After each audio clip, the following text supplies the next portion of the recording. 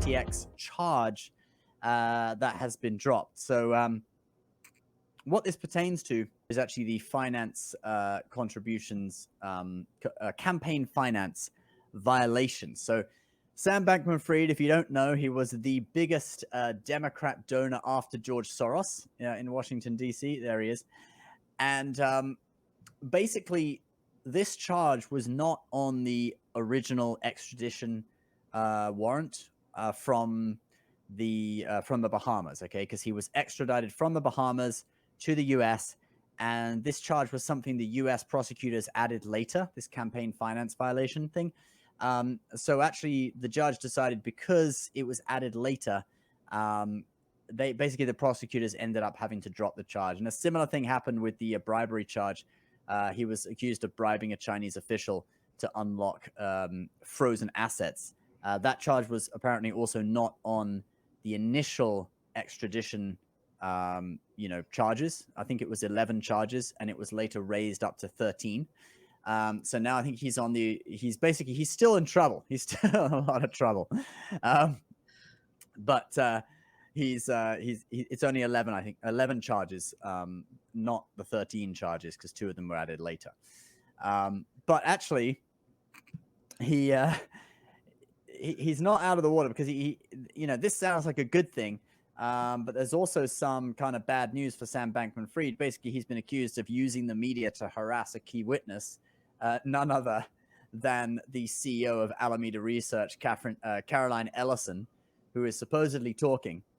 And he leaked some messages to the New York Times. We can pull that one up too. So, and yeah, go ahead, Mike.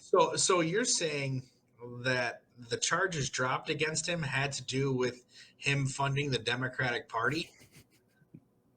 Yep. So what exactly does that entail? I'm really curious to how if I give the Democratic Party or the Republican Party a boatload of money, and I've used fake fraud money to do it, or the biggest Ponzi scheme the world has ever known, however you want to describe this, and then I turn around and give it to the Democratic Party for whatever reason, and now these charges are dropped as if I never gave them the money? Well, it's funny, isn't it? Because the one charge that could severely implicate politicians here in the US has been dropped, right? Because when they start to do discovery and investigations into it, they'll see all the names of the people who donated money to. And he even donated money to the people who were doing the investigation into him, right? The Senate Finance Committee is headed by the Democrats. Is it? It's Maxine Waters. Yeah, Maxine Waters, right? Who he donated to, right? So it's kind of amusing. Yeah, I mean, how does the DOJ have any authority to? I feel like we should have like a third party government doing this type of work now, because it's ridiculous where they're like, we're gonna just drop anything that has to do with politicians on this one, and we'll keep these other things going on. And then the woman that's kind of spoken out about all this, we're gonna say she was getting harassed through media, which he didn't own the media, so how is he going to harass her through media?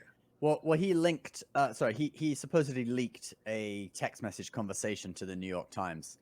I can read you out that. So basically, they say that the prosecutors are saying that he should be now jailed. They're basically saying he's violated his bail, because he gave the New York Times some personal correspondence by Caroline Ellison. She was the CEO of Alameda Research, cryptocurrency trading hedge fund, offshoot of FTX. But basically, then his either the judge or basically having contact with the press alone shouldn't be witness tampering. But setting out to tarnish Ellison in an international publication read by many potential jurors in the New York-based case.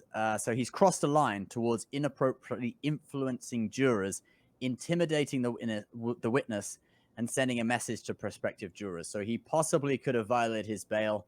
They think he should be locked up until the trial. I mean, he's basically under house arrest. He has to be confined to his parents' house. But yeah, how does that work? Like, oh, where's the proof that says he leaked this text message? I mean, it's a phone and it's a text message. I mean, someone else could get it. Someone could have picked up his phone and done whatever with it. And they're accusing this guy of leaking this text message on purpose. It seems like, they're trying to clean this up quick before Mm. something gets exposed. And these two things almost, and how I look at it is like it's tandem. The DOJ drops anything that has to do with the party donations, and then here they're like, well, we need to put them in jail now, right? I mean, I'm worried about what happens with the whole, we put him in jail, does he end up like Epstein? Like, what's going on here? It seems like he's the fall guy, doesn't it? But they're trying to protect everyone else that could be implicated. Yeah, I mean, I'm not saying this guy did anything good. Let's be clear on that right now. I'm just really confused on you know here's this kid who's kind of been run through the ringer basically, and I can only imagine what the real story is on the back end. Oh, I You know, bet it's wild. Yeah. right, right, absolutely. Like if he lives 20 more years, like let's read the memoirs of Sam Bankman-Fried. Like that's I gonna want be to. grade A reading material. I want to hear about the Bahamas penthouse parties.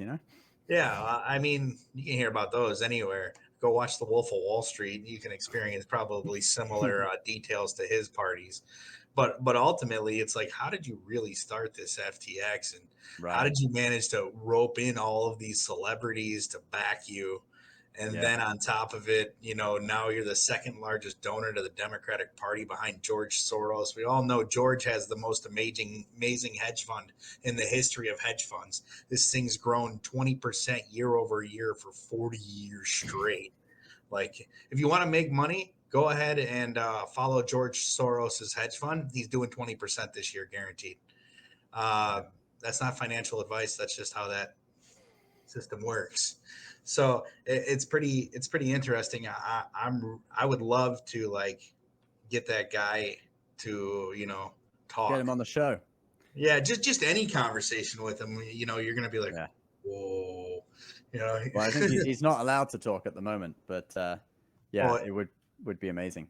clearly they don't want him to talk. They're trying to put him in jail for potentially leaking a text message, Yeah. as incriminating to somebody that, in my mind, isn't going to have that much substantial back. That's just a crazy claim to turn around and say that potential jurors could read the New York Times article.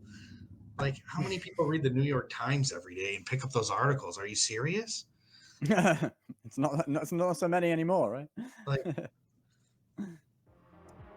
yeah, it just seems ridiculous.